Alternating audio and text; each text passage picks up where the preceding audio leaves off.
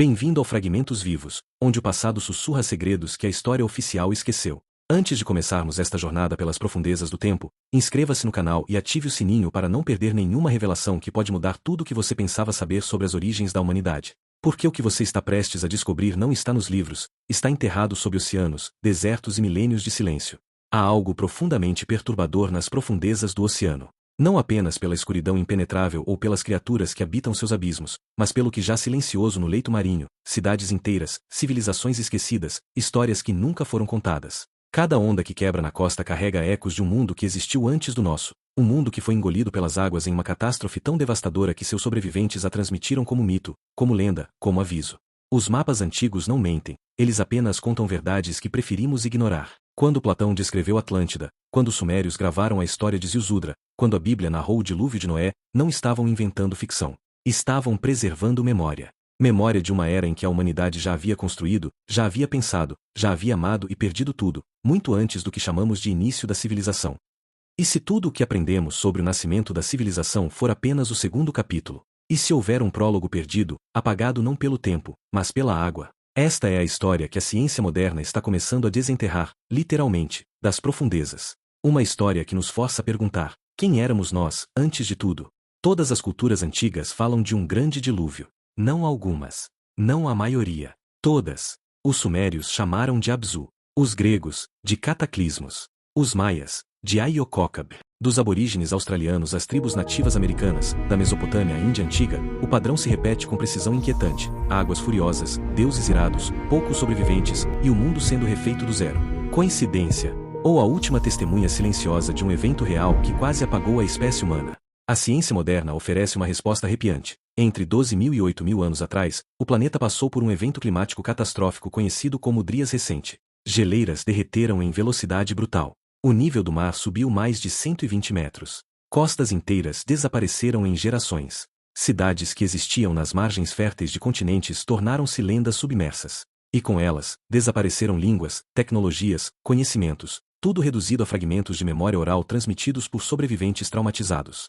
Mas aqui está o detalhe que faz tudo mudar: essas inundações não foram instantâneas. Foram lentas o suficiente para permitir fuga, mas rápidas demais para salvar o que havia sido construído. Imagine gerações inteiras assistindo suas cidades sendo devoradas pelo mar, metro por metro, ano após ano. Imagine a dor de abandonar templos, bibliotecas, lares. Imagine ter que reconstruir do zero, em terras mais altas, carregando apenas histórias. Histórias que se tornaram mitos. Mitos que se tornaram religião.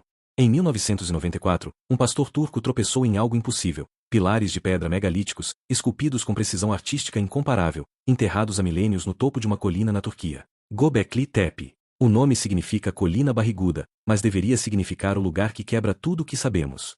Porque esse complexo de templos foi construído há 11.600 anos, 6.000 anos antes de Stonehenge, 7.000 anos antes das pirâmides egípcias. Antes da agricultura. Antes da escrita. Antes de qualquer coisa que chamemos de civilização. Os pilares pesam até 20 toneladas cada. Estão cobertos de relevos sofisticados, escorpiões, raposas, serpentes, pássaros, mas não há casas ao redor. Não há ferramentas de metal. Não há indícios de que aqueles construtores fossem nada além de caçadores-coletores. E ainda assim, eles moveram, esculpiram e organizaram essas pedras com um propósito claro: construir um centro espiritual monumental. A pergunta que os arqueólogos evitam fazer em voz alta é simples e brutal: quem ensinou essas pessoas? E aqui está a reviravolta: Göbekli Tepe foi deliberadamente enterrado. Por volta de 8.000 a.C., seus construtores, ou seus descendentes, cobriram um complexo inteiro com toneladas de terra e pedras, preservando-o como uma cápsula do tempo. Por quê? Talvez porque sabiam que algo estava vindo. Talvez porque o dilúvio já havia começado. Talvez porque essa não era a primeira vez que a humanidade precisava enterrar seu passado para protegê-lo do futuro. Nas águas cristalinas ao sul do Japão, a 25 metros de profundidade, repousa uma das descobertas mais controversas da arqueologia moderna: a estrutura submersa de Yonaguni. Descoberta em 1987 por um instrutor de mergulho, a formação parece ser inequivocamente artificial. Terraços perfeitamente angulados, escadarias, plataformas, até o que parece ser uma pirâmide escalonada. E tudo indica que afundou há pelo menos 10.000 anos, quando o nível do mar era drasticamente mais baixo. Os céticos argumentam que é uma formação natural esculpida pela erosão. Mas os defensores apontam detalhes perturbadores: marcas de ferramentas, ângulos de 90 graus perfeitos, escadarias que levam a lugar nenhum, como se o oceano tivesse interrompido uma obra ainda em progresso. O geólogo marinho Masaaki Kimura dedicou décadas ao estudo de Yonaguni e sua conclusão é clara. Trata-se de uma cidade perdida, construída por uma civilização avançada que desapareceu quando as águas subiram. Mas Yonaguni não está sozinha. Ao redor do mundo, estruturas similares estão emergindo dos mapas subaquáticos: as pirâmides submersas de Cuba, as ruínas de Dvarka na Índia, as formações de pedra da costa de Bimini nas Bahamas. Cada descoberta é recebida com resistência acadêmica porque todas apontam para a mesma conclusão inescapável: civilizações complexas existiram e prosperaram muito antes do que a história oficial reconhece. E o oceano guardou seus segredos por tempo suficiente. Platão não escreveu ficção. Pelo menos não quando registrou, em 360 a.C., a história de Atlântida, uma ilha-nação poderosa, tecnologicamente avançada, que afundou em um único dia e noite de azar. Ele citou fontes egípcias, sacerdotes de Sais que afirmavam possuir registros de 9.000 anos. E descreveu Atlântida com detalhes geográficos tão precisos que, por milênios, exploradores e arqueólogos têm vasculhado o mundo em busca de sua localização real. Algumas teorias colocam Atlântida no Mediterrâneo, talvez a ilha de Santorini, destruída pela erupção vulcânica de Terra. Outras apontam para a costa oeste da África, ou até mesmo para a Antártida antes de ser coberta por gelo. Mas a explicação mais intrigante pode ser a mais simples: Atlântida não era um lugar, era muitos. Era o nome que Platão deu a uma memória coletiva de civilizações costeiras avançadas que foram varridas pelo aumento do nível do mar após a última era glacial.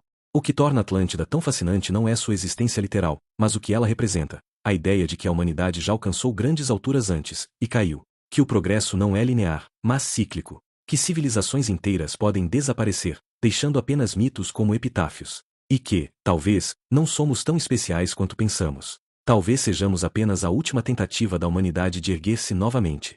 A mitologia hindu fala de Dvarka, a cidade dourada construída por Krishna, que foi engolida pelo oceano após sua morte. Por séculos, foi considerada apenas lenda. Até 1983, quando arqueólogos marinhos descobriram ruínas submersas na costa de Gujará, na Índia, estruturas de pedra, muros, fortificações, cerâmica. As datações por carbono indicam uma antiguidade de até 9.000 anos. Mais uma vez, uma lenda revelou-se memória histórica. As ruínas mostram planejamento urbano sofisticado, ruas organizadas, sistemas de drenagem, docas portuárias. Isso contradiz diretamente a narrativa de que, há 9.000 anos, a humanidade ainda vivia em cavernas. Mas as evidências estão lá, no leito marinho, desafiando silenciosamente as certezas acadêmicas. E Dvarka não é um caso isolado, é parte de um padrão global de cidades perdidas que a água escondeu e a ciência está redescobrindo. O governo indiano tem sido cauteloso em promover essas descobertas, talvez por medo de reacender tensões religiosas ou desafiar narrativas estabelecidas. Mas a verdade não precisa de permissão para existir. Dvarka está lá. E quanto mais exploramos, mais fica claro que a costa indiana, como tantas outras, já foi lar de civilizações complexas que o oceano engoliu, transformando história em mitologia. Em 1929, foi descoberto em Istambul um mapa de 1513, desenhado pelo almirante otomano Piri Reis. Nada de excepcional, até que cartógrafos modernos perceberam algo perturbador. O mapa mostra a costa da Antártida, com precisão surpreendente, mas sem gelo. A Antártida só foi oficialmente descoberta em 1820, e seu perfil sob o gelo só foi mapeado na década de 1950, usando sonar. Como um cartógrafo do século XVI sabia o que estava sob quilômetros de gelo? Piri Reis afirmou ter baseado seu mapa em fontes antigas, incluindo mapas da época de Alexandre, o Grande. Isso sugere que, em algum momento da antiguidade remota, alguém mapeou a Antártida quando ela ainda estava livre de gelo, o que só era possível há mais de 6.000 anos. Quem eram esses cartógrafos ancestrais? Como navegaram os oceanos do mundo com precisão moderna? E, mais importante, o que mais sabiam? O mapa de Piri Reis não prova a existência de Atlântida ou de civilizações perdidas. Mas prova algo igualmente perturbador: conhecimento avançado existiu e foi perdido. Mapas antigos foram copiados, recopiados, distorcidos e fragmentados ao longo de milênios, até que apenas pedaços da verdade sobrevivessem. E esses pedaços, como o mapa de Piri Reis, são janelas para um passado que ainda não compreendemos completamente.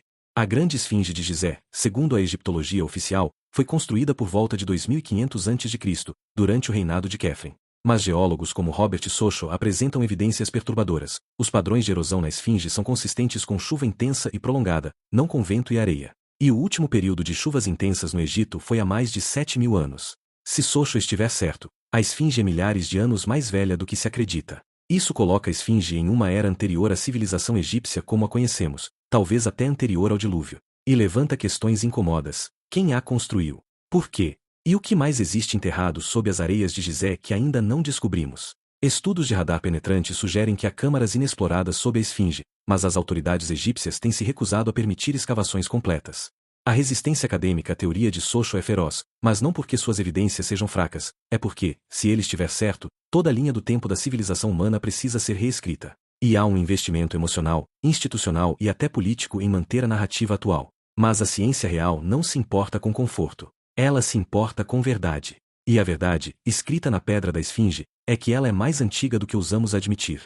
No deserto do Peru, quilômetros de linhas perfeitamente retas e figuras gigantescas, um macaco, uma aranha, um beija-flor, foram esculpidas no solo há mais de 2000 anos pelo povo Nazca. O detalhe perturbador, só podem ser vistas do ar, de avião, do céu. Por que uma civilização antiga criaria arte monumental que ela mesma nunca poderia ver completamente? As teorias variam desde rituais astronômicos até sistemas de irrigação simbólicos. Mas há uma explicação mais inquietante que poucos ousam vocalizar. As linhas foram feitas para serem vistas por alguém ou algo no céu. Não aviões modernos, obviamente. Mas talvez dirigíveis de couro, balões de ar quente, ou tecnologias que ainda não atribuímos às civilizações antigas porque nossa arrogância não nos permite imaginar que eles poderiam ter voado. Ou talvez, e isso é ainda mais perturbador, as linhas não eram para os Nazca. Talvez fossem herdadas. Mensagens deixadas por uma civilização anterior, preservadas por uma cultura posterior que não mais entendia seu propósito, mas reverenciava seu poder. Assim como nós construímos igrejas sobre templos pagãos, talvez os Nazca tenham mantido as linhas porque sabiam que eram importantes, mesmo sem saber por quê. Nas montanhas da Bolívia, a 3.850 metros de altitude, onde o ar é rarefeito e a vida humana é desafiadora, ergue-se Tiahuanaco, um complexo megalítico que rivaliza com qualquer maravilha do mundo antigo. Blocos de pedra pesando 130 toneladas, cortados com precisão milimétrica, encaixados sem argamassa. E a datação oficial é entre 200 e 600 depois de Cristo. Mas há um problema. Tiahuanaco já estava em ruínas quando os incas a encontraram. Os próprios incas diziam que Tiahuanaco não foi construída por humanos, mas pelos deuses na primeira manhã do mundo. E há evidências geológicas inquietantes que apoiam uma antiguidade muito maior, marcas de erosão aquática em estruturas localizadas a quase 4.000 metros de altitude, sugerindo que, em algum momento, o nível do lago Titicaca, hoje 20 quilômetros distante, era muito mais alto. Isso só seria possível há mais de 10.000 anos. E há mais, os blocos de Tiahuanaco contêm andesite, uma rocha vulcânica extremamente dura que exige ferramentas de alta resistência para ser trabalhada. No entanto, não há evidências de ferramentas de metal no local, apenas ferramentas de pedra e bronze. Como, então, foram alcançados cortes tão perfeitos que uma lâmina de faca não cabe entre as junções? A resposta oficial é paciência e tempo. A resposta honesta é: não sabemos. No Líbano, sobre as ruínas de um templo romano, repousam os blocos de pedra mais pesados já movidos por humanos na história, os trilitons de Baalbek. 3 pedras de calcário, cada uma pesando aproximadamente 800 toneladas, quase 1 milhão de quilos. E há uma quarta pedra, ainda na pedreira, que pesa 1.200 toneladas. Nem os guindastes modernos mais poderosos poderiam erguer esses blocos. E ainda assim, lá estão eles, perfeitamente posicionados há milênios. Os romanos construíram seu templo de Júpiter sobre essas pedras, mas não as moveram, elas já estavam lá. Inscrições e registros romanos não mencionam a construção da base megalítica, apenas do templo. Isso sugere que Baalbek era um local sagrado muito antes de Roma, usado por uma civilização anterior que possuía engenharia que ainda não conseguimos replicar. Quem eram? Fenícios? Cananeus? Ou algo anterior que a história esqueceu de registrar? A teoria oficial é que milhares de trabalhadores usaram cordas, rampas e força bruta. Mas os cálculos de engenharia moderna mostram que isso seria quase impossível, mesmo com tecnologia contemporânea. Mover essas pedras é extremamente difícil. Baalbek não é apenas um mistério arqueológico. É um desafio direto à nossa compreensão do que civilizações antigas eram capazes de fazer. E quanto mais olhamos, mais percebemos, eles sabiam coisas que nós esquecemos.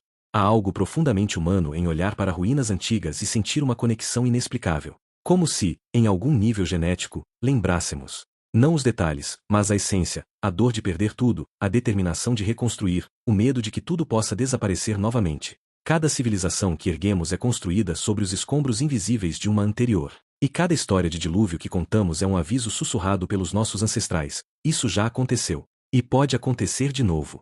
Quando os sobreviventes do dilúvio chegaram às terras altas, eles não tinham nada, apenas memórias de cidades submersas, templos perdidos, conhecimentos fragmentados. E fizeram o que todo humano faz diante da catástrofe: começaram de novo, plantaram sementes, contaram histórias, construíram novos templos, mesmo que menores, mesmo que mais simples. Porque reconstruir não é apenas uma necessidade física, é uma necessidade espiritual. É nossa forma de dizer ao universo: você pode nos derrubar, mas não pode nos apagar. E talvez seja por isso que as histórias de cidades perdidas nos fascinam tanto. Não porque queremos tesouros ou glória, mas porque, no fundo, sabemos que somos os descendentes daqueles sobreviventes. Carregamos seu trauma em nosso DNA, seu conhecimento em nossos mitos, sua esperança em nossa recusa de desistir. Mesmo quando o mundo afundou, a humanidade se ergueu. E continuará se erguendo, não importa quantas vezes o oceano tente nos engolir. A tecnologia moderna está revolucionando a arqueologia. Sonar de varredura lateral, lidar aéreo, satélites de radar,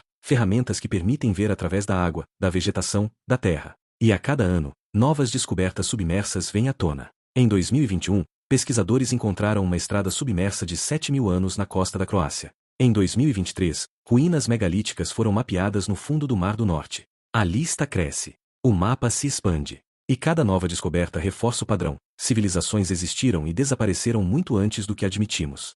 Mas há resistência, não apenas acadêmica, mas institucional. Reescrever a história da civilização humana significa invalidar décadas de pesquisa, reformular currículos, questionar autoridades estabelecidas. Por isso, muitas descobertas são minimizadas, descartadas como formações naturais ou anomalias geológicas. Até que a evidência se torna impossível de ignorar. Até que o peso da verdade esmaga a arrogância da certeza.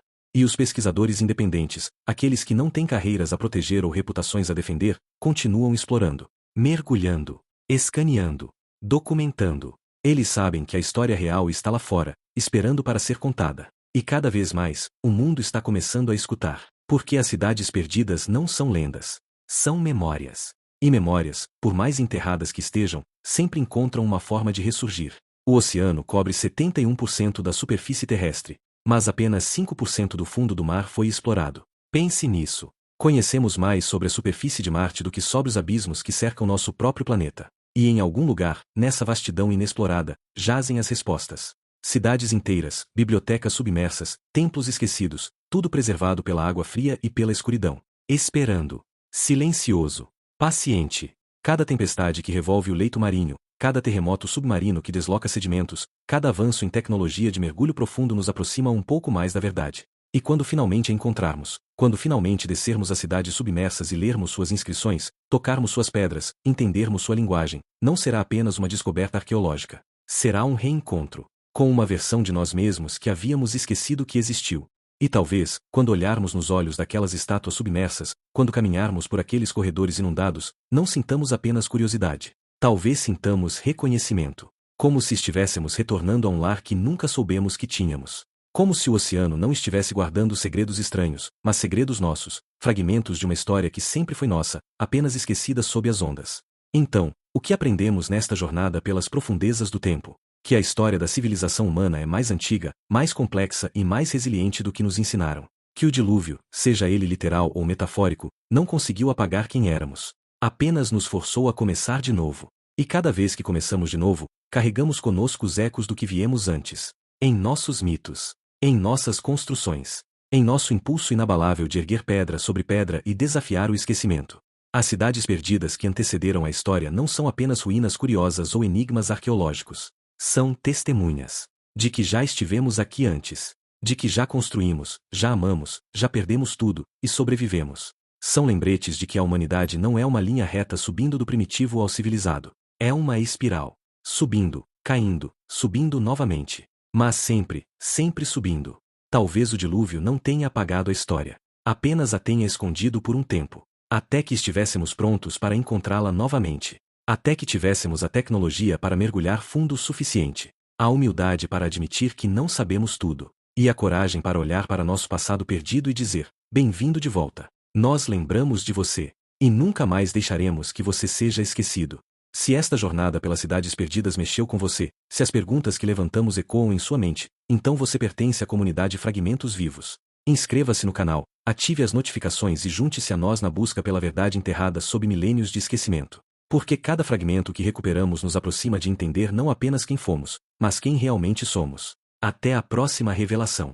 E lembre-se, a história que você não conhece ainda pode mudar tudo.